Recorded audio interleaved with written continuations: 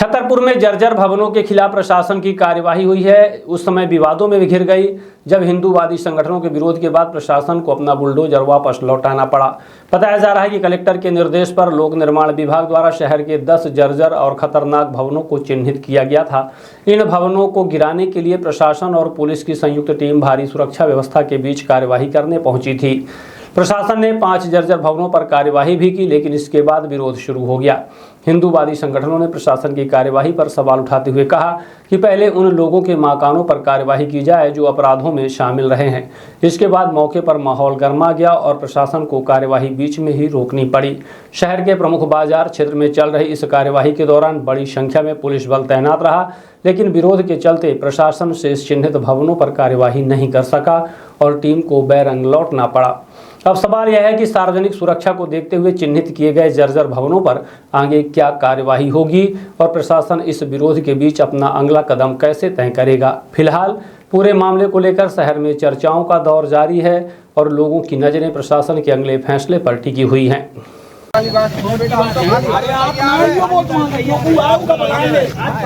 तैयार है जो हमारे समाज के लोगों ने खाली करे नोटिस आवे पे वो देखा है 4 मंजिल के बने। कार्रवाई की जा रही कब से लोग ये कई सालों से जमे हुए हैं। 2018-2021 में एसडीएम साहब ने बेदखली अधिनियम के तहत इनको खाली करने के नोटिस भी दिए। 2021 से ही ये मतलब बेदखली अधिनियम के तहत इनको खाली करना था, लेकिन इन्होंने अभी तक खाली नहीं किए, जो कि अब जर्जर भी हो चुके हैं।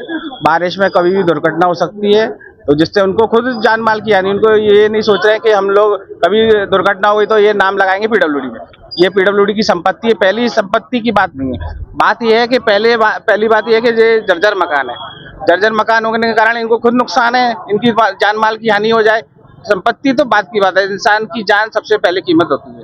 कितनी कीमत की ये कितने मकान है? कीमत ये अभी 7 जर्जर मकान थे। ये काफी शहर के मुख्य इलाकों में है, तो ये करोड़ों की कीमत है, लाखों करोड़ों। विरोध भी कार्रवाई कर रहे हैं। हाँ, अभी कुछ लोग कह रहे हैं कि हमने अभी क्या कहते हैं, हमारे दस्तावेज हैं ये इस टाइप का बता रहे हैं, तो दोबारा से उसको नजूल में कई मकान नजूल में भी चढ़े हैं, पर नजूल कैसे चढ़ा रही है? अब ये पता नहीं, एसडीएम कोर्ट ने तो इसमें बेदखली पारित किया है 2021, 18, 16 में। तो जिसको देखा है वो दोषी कहलाए। अब उसको देखना पड़ेगा एसडीएम साहब से बात। आपके द्वारा अभी तक देखा नहीं है? नहीं, वो तो पहले से बेदखली अधिनियम में पारित है ना। हमारे द्वारा देखा था गया था, अभी तो कार्रवाई हो रही है। क्या कार्रवाई होगी? सर, कुछ लोग अभी स्टेज भी दिए गए हैं, उनके लिए क्या कहते हैं? अब वो न्यायालय में चल रहा है विचार।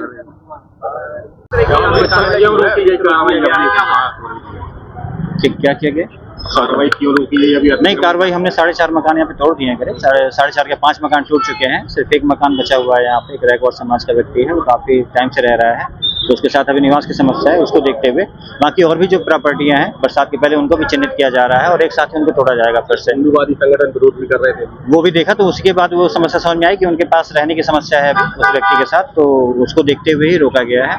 और उसको भी रोका मतलब सिर्फ हॉल्ट किया गया है और फिर से जो है चिन्हित कुछ और नए स्थानों को चिन्हित करके और उसके साथ इनकी कार्रवाई की जाएगी। अभी कार्रवाई क्या है?